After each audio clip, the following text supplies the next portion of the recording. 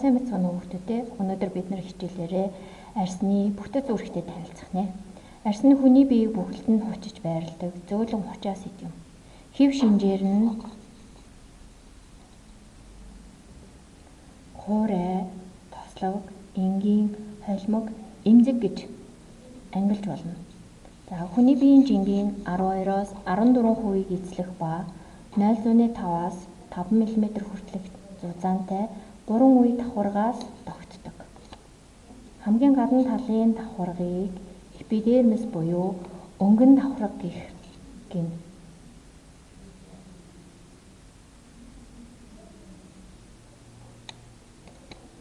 За өнгөн давхарга нь биеийн хаана байрлаж байгаагаас хамаарат нимгэн болон зузаан байдаг.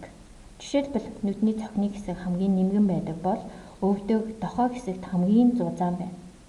За эпидермис нь өнгөний хэсгийг харагдаж байна.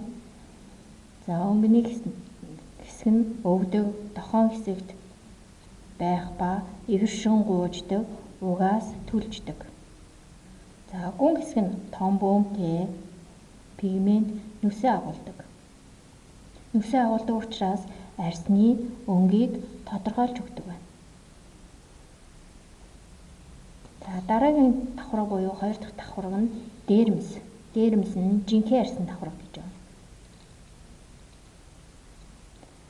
За энэ давхаргад хүйтэн, дулаан, өвдөлтийг мэдэрдэг хүлэн авуурууд байрладаг. За мөн тосны булчирхаанууд байна.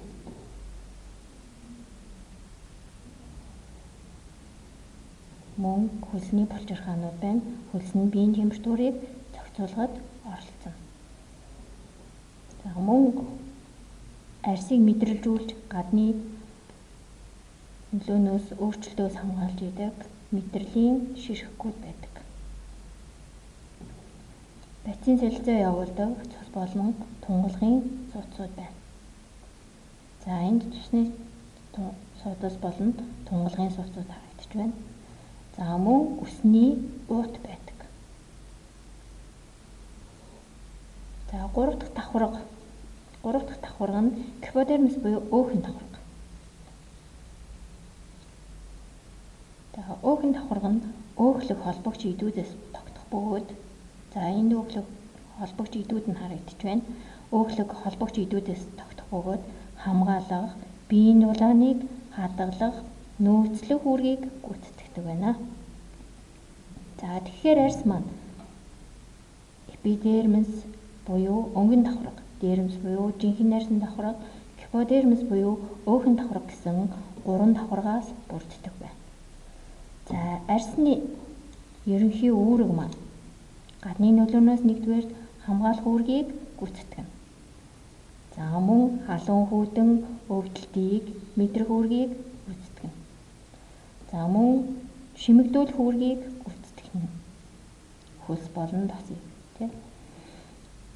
За мөн шүүрэл ялгаруулдаг. Хөлс тос. Дулааныг зохицуулж өгдөг.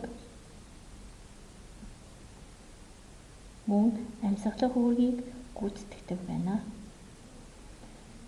За өнөөдрийн хичээлээр бид нэр арсны бүтэц болон үүргийг мэдэж авсан ба дараагийн хичээлээр бид нэр арс температурыг зохицуулахад хэрхэн яаж оролцдог талаар дэлгэрүүлэн тайлбарлах болно. За хүүхдүүдээ та нар арсны бүтэцийн хэсгүүдийг гарын доорх материалаар хийж үүргийг мэддэг болоорой. Анхаарал хандуулсанд баярлалаа.